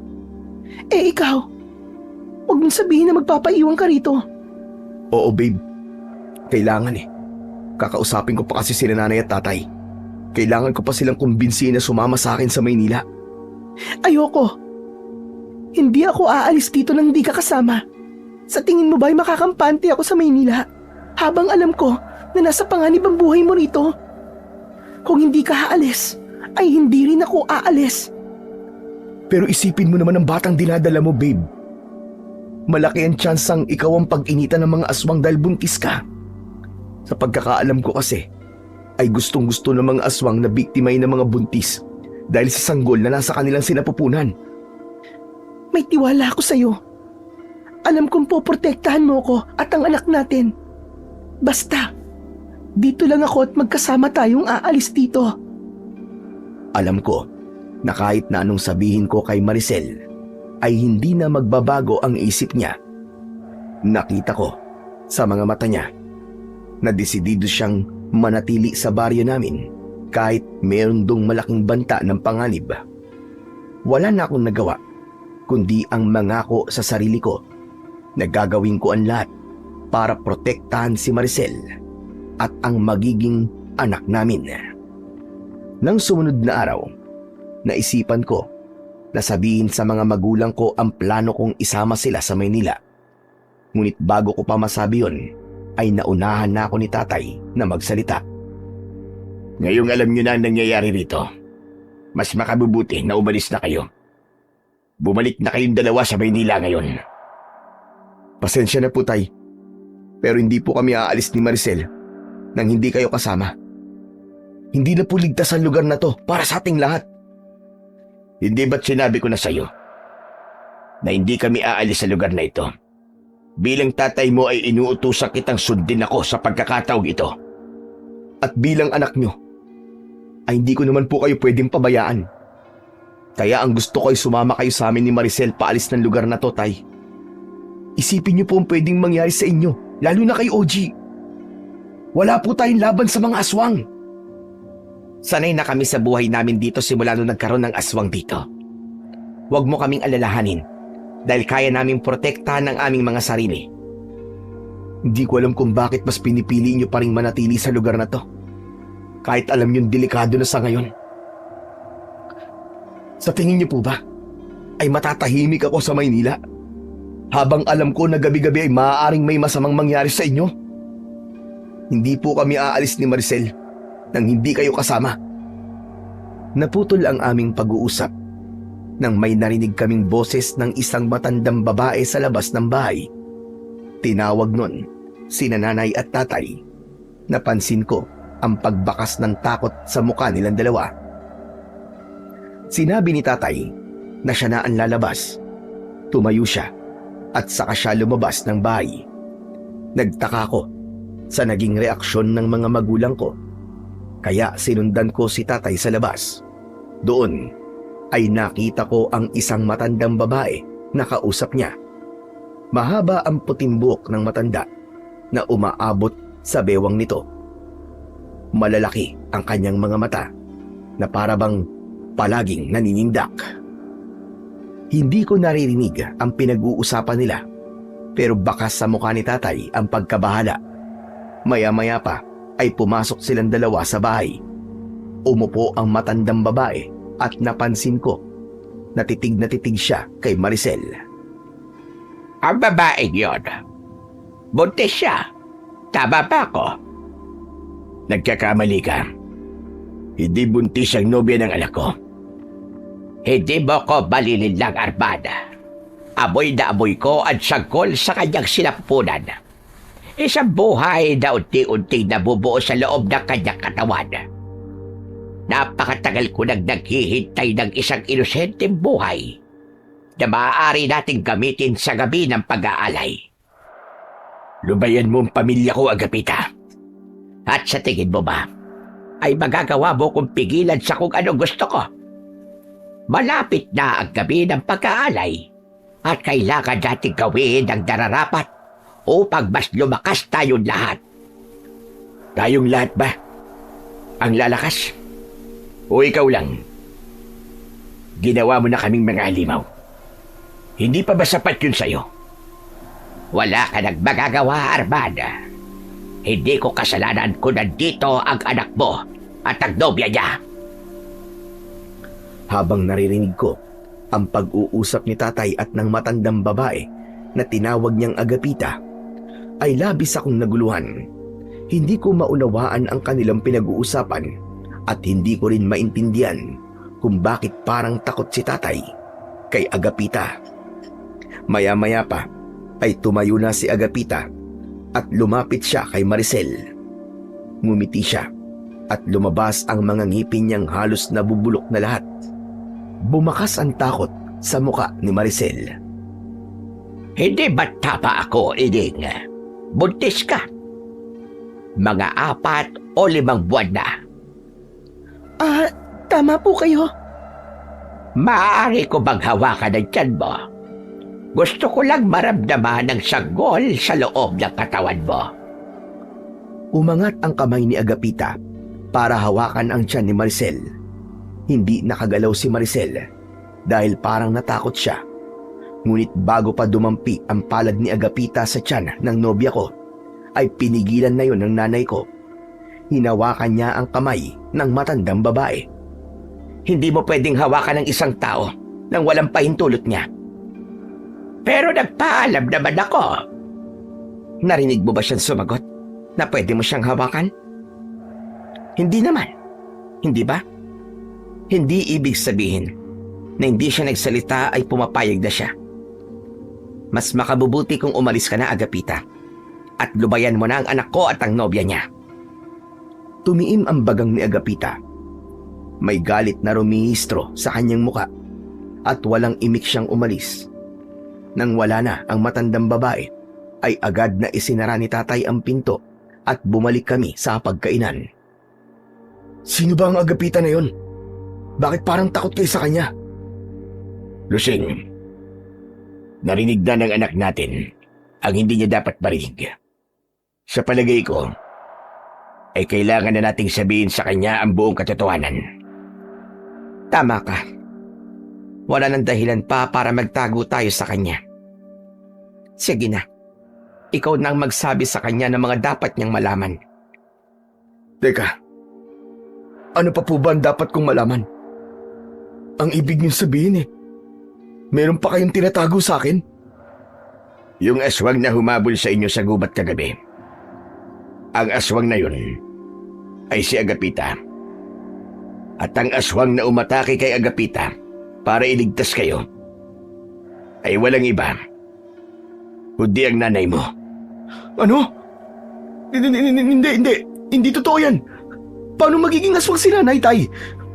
Ang gusto ko pong sabihin niyo ay ang katotohanan, hindi yung isang gawa-gawang kwento lang. Yung pagiging aswang ni Agapita, pwede ko pa po paniwalaan yun pero si nanay, aswang. Hindi ko po paniniwalaan yan.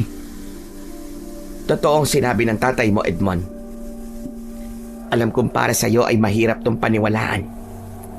Pero hindi lang ako ang aswang sa baryo na ito, kundi pati na ang tatay mo at si Oji. Pati ba naman kayo, Nay? Ano po bang kalokohan to? Sinasabi niyo po ba yan? Para umalis na po kami ni Maricel? Matagal kang nawala rito, anak. At may mga pangyayari na hindi mo alam. Dumating dito si Agapita at inakala namin na isa lamang siyang normal na tao. Nagtayo siya ng isang karinderya at wala kaming kaalam-alam na ang mga pagkain na itinitinda niya ay hinaluan niya ng sarili niyang dugo Nang sa ganun, lahat ng kakain ng luto niya ay magiging aswang na kagaya niya. Ang ibig niyo po bang sabihin, lahat ng taong nakatira sa baryo natin ay mga aswang na rin? Tama ka. Lahat ng taong nasa baryong ito ay mga aswang na. At yun ay dahil sa kagagawan ni Agapita. Isa siyang aswang na may kakayahan na manghawa ng pagiging aswang niya. Base sa aking narinig, may isang grupo ng mga manunugis na nakipaglaban kay Agapita at sa mga alagad niyang aswang. Nagawang ubusin ng mga manunugis na yun ang mga alagad ni Agapita, pero nagawa niyang makaligtas.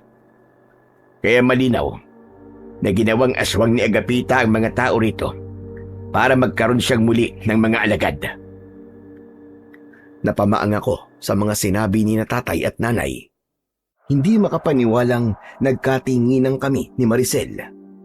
Alam namin na hindi nagbibiro o nagsisinungaling ang mga magulang ko sa pagkakataon na yon.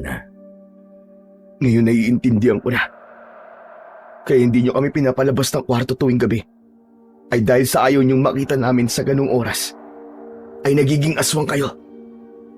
Pero may pag-asa pa po ba para mawala pong pagiging aswang nyo at bumalik kayo sa normal na tao?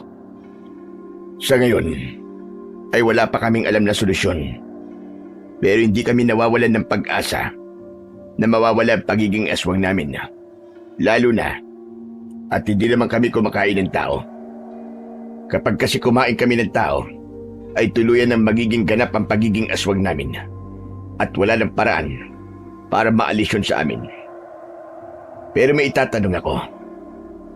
Tama ba ang sinabi ni Agapita na buntis si Maricel? Opo, 4 na buwan na po siyang buntis. Kaya mas makakabuti na umalis na kayo dito ni Maricel.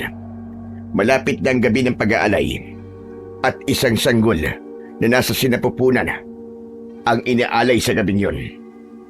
Mainit ang mata ni Agapita kay Maricel dahil buntis siya. Edmond, ang anak natin. Huwag ka mag-alala, babe. Dahil hindi ako papayag na gawing alay ng Agapita na yon ang anak natin. Naitay, umalis na po tayo ngayon dito. Doon na po tayo tumira sa Maynila. Siguro naman ay hindi na tayo masusundan doon ni Agapita. Hindi na kami maaaring manirahan sa lugar kung saan maraming tao, anak. Gabi-gabi kaming nagiging aswang at hindi malabo na malaman ng mga tao kung ano kami. Alam mo naman kung anong ginagawa ng mga tao sa mga aswang, hindi ba? Papatayin nila kami doon. Pero hindi pa po kami pwedeng umalis nang hindi kayo kasama. Paano kung pag-initan po kayo ni Agapita kapag nalaman niyang hinayaan niyo kaming umalis ni Maricel? Mas mabuti pa nga gano'n talaga mangyari. Para mabura na kami sa mundo. Hindi namin gustong mabuhay ng ganito gabi-gabi. At kailangan naming magpunta sa gubat para lamang pumatay ng mga ligaw na hayop.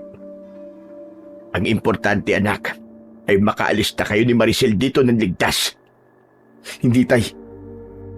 Hindi po kami aalis nang hindi ko kayo kasama. Meron po akong naisip na maaaring solusyon para mawala ang pagiging aswang ninyo. Si Agapita ang dahilan kung bakit kayo naging aswang. Kaya maaaring siya rin na maging sagot para bumalik kayo sa pagiging normal na tao. Anong ibig mo sabihin, anak? Hindi kaya kapag nagawa natin patayin si Agapita, ay mawawala rin ang pagiging aswang ninyo? Hindi ko alam. Wala pang sumusubok sa amin na gawin ang bagay na yan.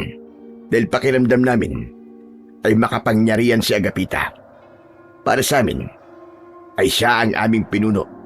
Dahil siya ang dahilan kung bakit kami naging aswang ngayon. Hindi porke nagawa niya kayong mga aswang, ay makapangyarihan na siya. Kung totoong makapangyarihan at malakas siya, hindi niya kailangan ng mga alagad.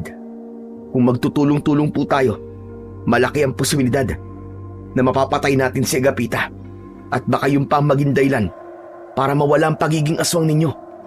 Tay, subukan lang po natin. Kung hindi man mawala ang pagiging aswang nyo, kahit wala na si Agapita, ay mas mabuti pa rin yun para mamuhay kayo rito nang wala kayong kinakatakutan. Hinawakan ko ang kamay ng tatay ko at diretso ko siyang tinignan sa kanyang mga mata. Ipinaramdam ko sa kanya. Ang kailangan naming gawin ay ang magkaisa para matalo namin ang kasamaang bumabalot sa aming baryo. At kahit nalaman kong aswang na ang aking pamilya, ay hindi ako nakaramdam ng takot sa kanila. Sigurado ko na hindi nila kami sasaktan ni Maricel dahil sa kabila ng pagiging aswang nila ay nangingibabaw pa rin ang pagmamahal sa kanilang mga puso. Kinagabihan ay naging handa ako dahil may kutob ako na darating si Agapita para kunin si Maricel. Habang nasa kwarto kami ni Maricel ay isang itak ang nakapatong sa maliit na lamesa para kung sakaling kailanganin namin yon ay madali ko yung makukuha. Hanggang sa dumating na nga ang aming kinatatakutan. Mula sa labas ng bahay ay narinig namin ang pagtawag ni Agapita kina nanay at tatay. Sumilip kami ni Maricel sa bintana at kinilabutan ako dahil hindi lang si Agapita ang naroroon, kundi naroroon din ang iba pang mga aswang sa baryong yon. Lahat sila ay sobrang nakakatakot ang mga itsura. Sina nanay at tatay ang humarap kina Agapita. Nasaan na ang nobya ng anak niyo? Ibigay niyo siya sa akin. Wala na sila rito. Umalis na sila kaninang umaga. Hindi niyo ako maluloko. Naaamoy ko siya. Nandiyan siya sa loob ng inyong bahay. Huwag niyo akong pilitin na gumamit ng dahas.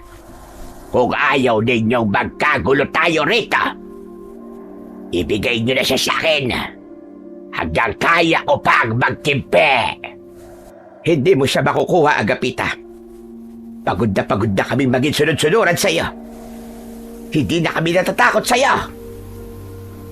Sa isang kisap mata ay nag-anyong aswang ang mga magulang ko.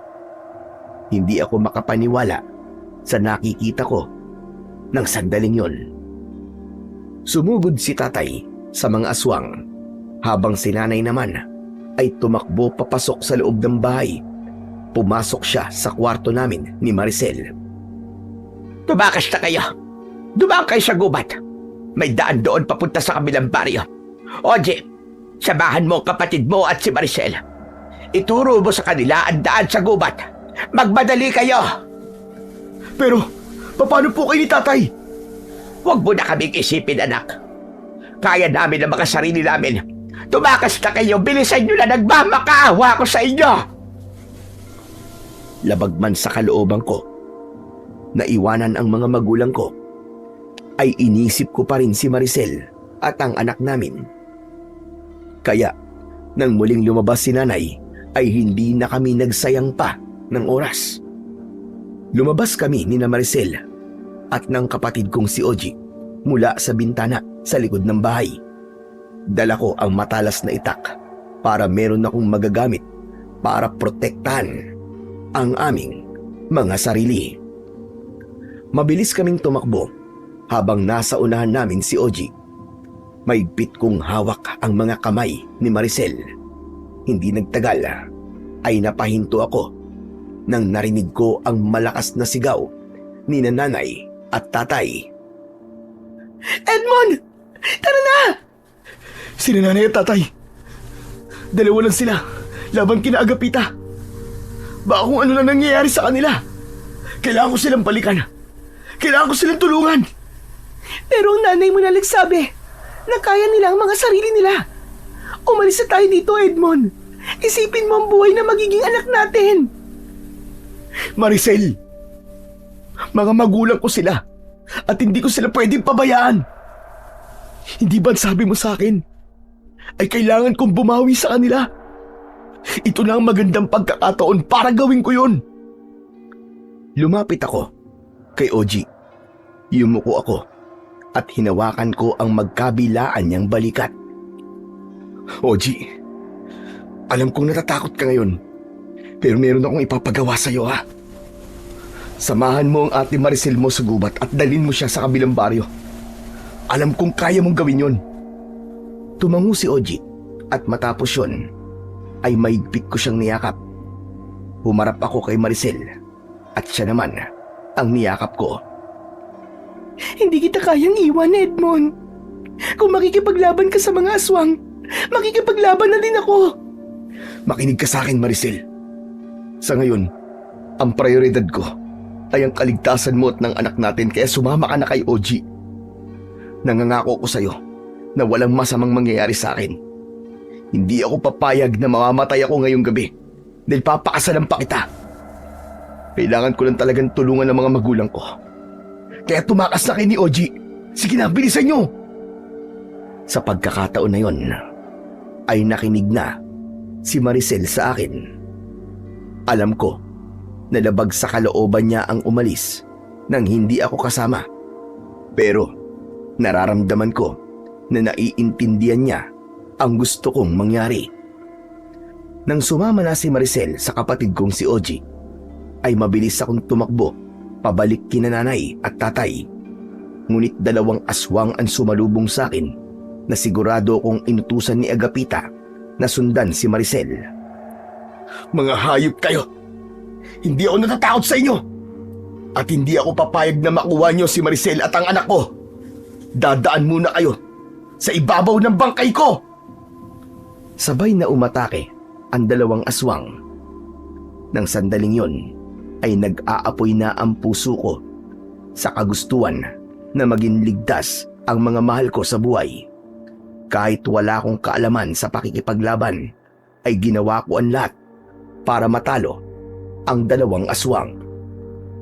Sinunggaban ako ng 1 aswang, pero sinalubong ko siya ng taga sa ibabaw ng kanyang ulo, habang ang isa namang aswang ay sinaksak ko sa leeg na agad niyang ikinamatay. Ang aswang na tinaga ko sa ulo ay buhay pa at hindi ko naiwasan ang pagkalmot niya sa aking dibdib. Pero mabilis kong itinarak ang itak sa tapat mismo ng puso niya na naging dahilan ng kanyang kamatayan. Nagpatuloy ako sa pagtakbo papunta sa mga magulang ko. Umasa ako na hindi pa huli ang lahat para iligtas ko sila mula kay Agapita at sa iba pang mga aswang. Nang nakarating na ako sa harapan ng aming bahay, ay nagulantang ako sa aking nakita. Nakahandusay sa lupa sina nanay at tatay. Kapwa sila duguan habang nasa harapan nila ang aswang na si Agapita. Susugod sana sa akin ang mga aswang, pero pinigilan sila ni Agapita. Edmond!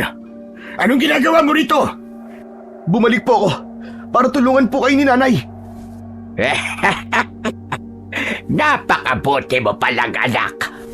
Napakaswerte ng mga magulang mo. Pero nasa ang nobya mo? Ibigay mo siya sa akin. Dahil kung hindi, ay tutuluyan kong patayin ang nanay at tatay mo. Hindi mo siya makukuha, hayop ka. Hindi ako papayag na gawin mong alay ang anak ko. Matapang ka. Yan ang gusto ko. Bibigyan kita ng pagkakataong mabuhay. At yun ay kung papayag kang maging isa sa mga alagad ko. Impakto ka. Sa tingin mo ba ay papayag ako na maging alipin ng isang kagaya mong mahina at tuwag? Sino ang tinatawag mo duwag at mahina? Tanga ka rin pala. May iba pa ba akong kausap? Hindi ba't ikaw lang naman? Oo, Agapita. Isa kang duwag at mahina. Nagpapatawa ka ba? Paano ko magiging duwag at mahina kung nagawa kong aswagan lahat ng mga tao sa baryo kita? Kailangan mong gawin yon dahil hindi mo kayang mag-isa. Hindi mo kayang mabuhay nang wala kang mga alagad. Dahil kung ikaw lang, sigurado ako na napakadali mo lang talunin at patayin. Hindi totoo yan! Bawiin mo ang sinabi mo! Bawiin mo! Isang nakakalokong ngisi ang sumilay sa labi ko dahil nakita ko ang galit at takot sa mga mata ni Agapita. Hindi nga ako nagkamali dahil totoo ang nasa isip ko na mahina nga si Agapita kung wala ang mga alagad niya.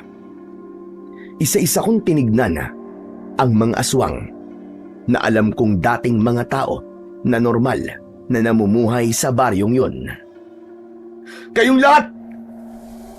Alam ko na kahit mga aswang kayo, ay hindi pa rin nawawala sa inyo ang pagiging tao. Huwag niyong kakalimutan na si Agapita ang sumira sa mga buhay ninyo. Siya ang dahilan kung bakit kayo nabubuhay sa dilim. Siya ang dahilan kung bakit kayo naging mga halimaw. Hindi niyo siya dapat katakutan. Dahil kung magsasama-sama tayo, ay matatalo natin siya. Magkakasabay na tumingin ang mga aswang kay Agapita at unti-unti silang lumapit dito. Nahihintakutang napaatras naman ang impakta na si Agapita. Sandali lang! Sandali! Huwag kayong maniniwala sa kanya! Lumayo kayo sa akin! At patayin ninyo ang lalaking yan! Sundin niyo ako! Dahil ako ang inyong Panginoon! Hindi pinakinggan ng mga aswang si Agapita at magkakasabay nilang inatake si Agapita. Pinagtulungan ng mga aswang na kagatin at kalmutin si Agapita sa iba't ibang parte ng katawan nito. Umalingaw-ngaw ang kalunos-lunos na sigaw ng matandang aswang at nang lubayan siya ng mga aswang ay halos hindi na siya makilala sa dami ng sugat niya. Halos maligo na rin siya sa sarili niyang dugo. At nang tuluyan ng malagutan ng hininga ang matandang aswang na si Agapita, ay tila himala naman na bumalik sa pagiging tao ang mga aswang. Maging ang nanay at tatay ko ay naging tao na rin. Naiiyak kong nilapitan ang mga magulang ko at nagpasalamat ako sa Diyos dahil buhay pa sila. Hindi naman ako makapaniwala na biglang dumating sina Maricel at ang kapatid kong si OG. Sorry, Edmond. Pero hindi ko talaga kayang iwanan ka. Kaya pinilit ko si OG na bumalik kami rito. At nakita ko ang ginawa mo. Napakatapang mo, babe. Sobrang proud na proud ako sa'yo. Pero mas matapang ang mga tao rito dahil nagawa nilang labanan ng takot nila kay Agapita. At tama nga ang sinabi ko nun na ang kamatayan ni Agapita ang sagot para bumalik sa normal ang mga tao rito. Agad naming dinala ni Maricel sina nanay at tatay sa ospital matapos ang nangyari sa baryo. Ilang araw kaming naghintay at nagbantay sa kanila hanggang sa tuluyan na silang gumaling at ligtas silang nakalabas ng ospital. Pagbalik namin sa baryo, ay maraming tao ang lumapit sa akin at nagpasalamat dahil ayon sa kanila ay ako ang dahilan kung bakit bumalik sila sa pagiging tao. Ganun pa man, ay may ilan na hindi na naalis ang pagiging aswang at sila yung mga kumain ng tao. Pero tila natakot na sila at hindi na sila kailanman nakita pa sa aming baryo. Nang umalis kami ni Maricel sa baryong yon, ay kasama na namin ang buong pamilya ko. Pinatignan namin si OG sa isang doktor at makalipas lang ang ilang buwan ay unti-unti na siyang natuto na magsalita. Makalipas ang ilang buwan ay nagpakasal na kami ni Maricel sa simbahan. Ilang buwan pagkatapos ng kasal, isinilang ni Maricel ang anak namin at doon ko naramdaman ang tunay na saya at kapayapaan. Mas lalo kong napagtanto kung gaano kahalaga ang pamilya. Pinagsisihan ko ang mga panahong hindi ko nabigyan ng sapat na oras si nanay, si tatay at si Oji. Nangako ako sa sarili ko na babawi ako sa kanila at sisikapin kong maging mas mabuting anak, kapatid, asawa at ama. Napatunayan ko na kapag buo at nagkakaisa ang pamilya, walang pagsubok ang hindi kayang harapin at lampasan. Lalo na kung nag-uumapaw ang pagmamahal sa isa't isa. Sa kwentong ating napakinggan, pinatutunayan lamang na sa mundong patuloy ang pag-ikot at paghahabol sa kita, madalas nating nakakalimutan na ang oras ay isang kayamanang hindi na muling maibabalik kapag ito'y nawala. Ang salapi ay maaaring kitain muli, ngunit ang mga sandaling hindi natin naibigay sa ating pamilya ay mananatiling alaala ng pagkukulang. Mas mahalaga ang panahong inilalaan natin sa kanila, ang pakikinig sa kanilang mga kwento, ang paggabay sa mga anak, at ang simpleng pagsasalo-salo, sapagkat dito nabubuo ang pagmamahalan at pagkakaisa. Ang isang buo at nagkakaisang pamilya ay sagradong biyaya ng Panginoong Diyos.